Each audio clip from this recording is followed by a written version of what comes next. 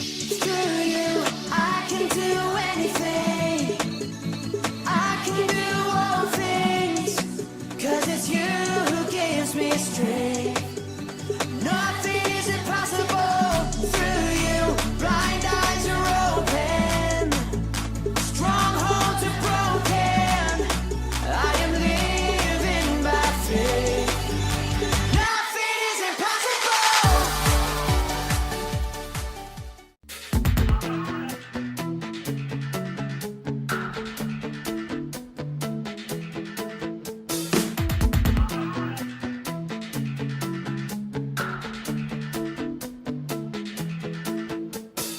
Open the eyes of my heart, Lord. Open the eyes of my heart. I want to see you. I want to see you. Open the eyes of my heart, Lord. Open the eyes of my heart. I want to see you. I want to see you. To see you high and lifted up, shining in the light of your glory. Pour out your power and love as we sing holy, holy, holy. To see you high and lifted up, shining in the light of your glory. Pour out your power and love as we sing holy, holy, holy. Open the eyes of my heart, Lord. Open the eyes of my heart. I want to see you. I want to see you.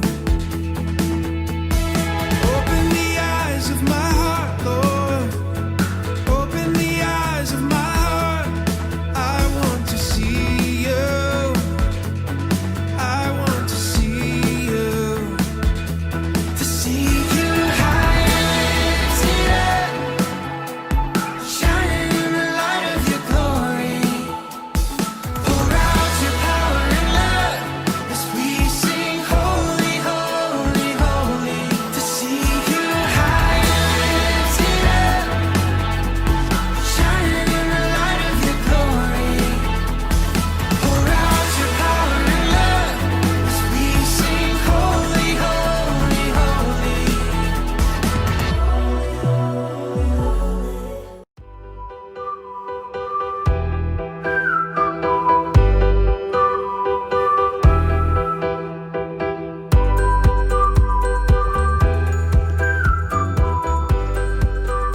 Well, hey kids, Checkers the Clown here. It's great to see you. I'm here with Raquel. Say hello, Raquel. Hi, how are you? Good to see you. It's good, and it's great to see you too, Raquel. Yeah, thank you. Well, kids, today we're talking about problems, and I've got a really serious problem. I wonder if you can see what I've lost. Can you see what I've lost? Can you see what I've lost, Raquel?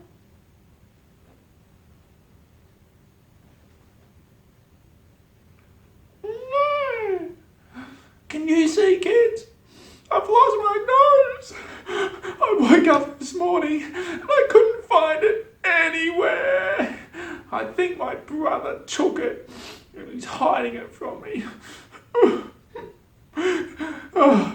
So pray for me, kids. I really need to find my nose. I can't smell anything. And Raquel, you've lost something too, haven't you? What have you lost? Yeah, I can't find my cheese. Your cheese? I think I can see where her cheese is, kids. Can you see where her cheese is?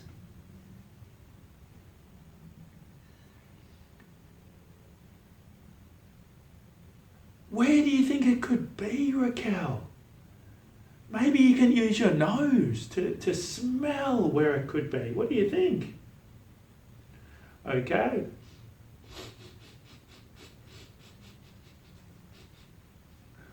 Do you know where it is? No. Oh, well, I hope she can find it, kids. I think I know where it is. I can see it. But we'll just play with you a bit, Raquel, and see if you can find it sometime. What do you think? Okay. Well, kids, we're talking about how Jesus is with us in our problems today. When we come to know Jesus, our problems don't go away, do they, Raquel? No, they don't go away, but Jesus is with us through those problems. And we're going to see the Apostle Paul today going through a heap of problems and see how Jesus helps him through them, and how Paul even introduces people to Jesus and helps them to come to know him, and even heals them through some problems he goes through. So that's exciting, isn't it, Raquel? Yeah. Well, awesome. I'm going to go try and find my nose. Hopefully you can find your cheese, Raquel. And we're going to see you soon. Candace is up next. Enjoy the Bible story. See you later. Oh, there it is. She found it.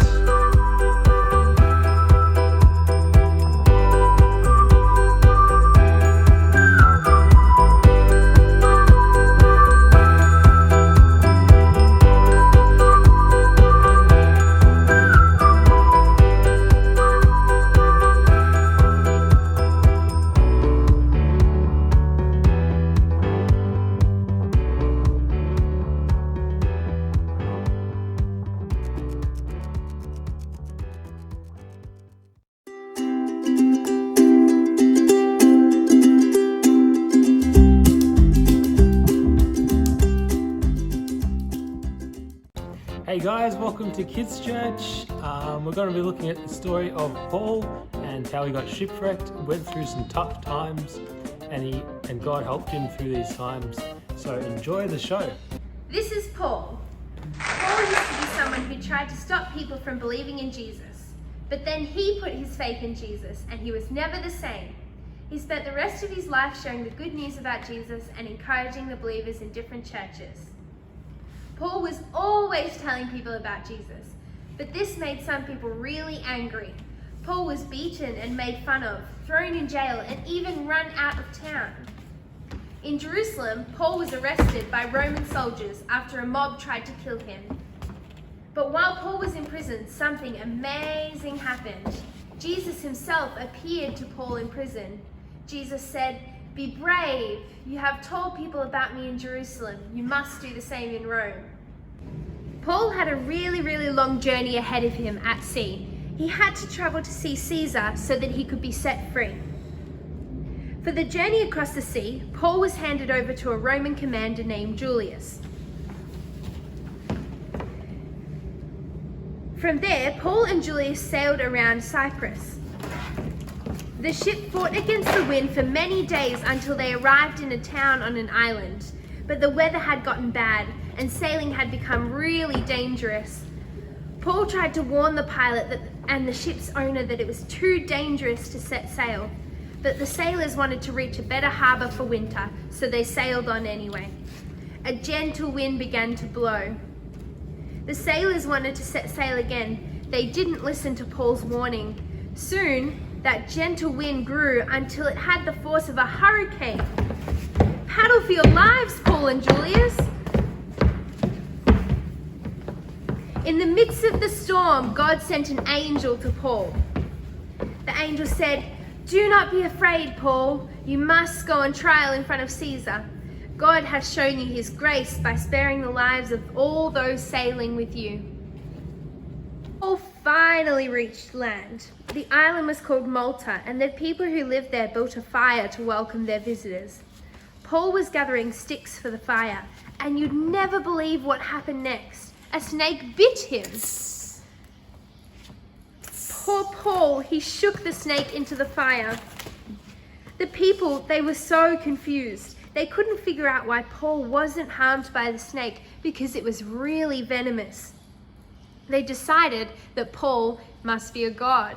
It's a story that Paul encountered a lot of trouble along his journey, like being bitten by a snake or being shipwrecked. But even through these tough times, he chose to keep his trust in God, and that's what got him through these tough times. So I hope you enjoyed our story, and I just want to thank our actors. And we'll see you next time.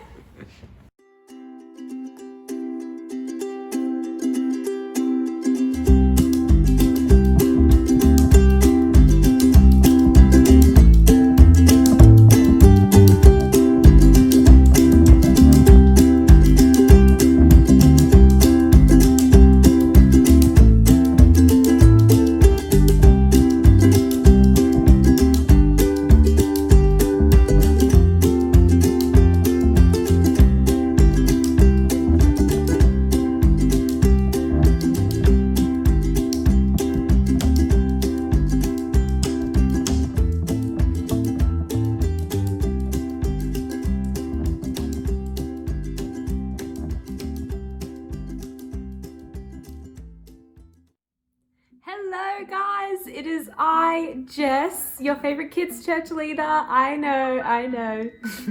And I'm here to bring you this week's new memory verse. Yes. So today's memory verse comes from Ephesians 2 verse 8. It says, God's grace has saved you because of your faith in Christ. Your salvation doesn't come from anything you do, it is God's gift. So what does that mean?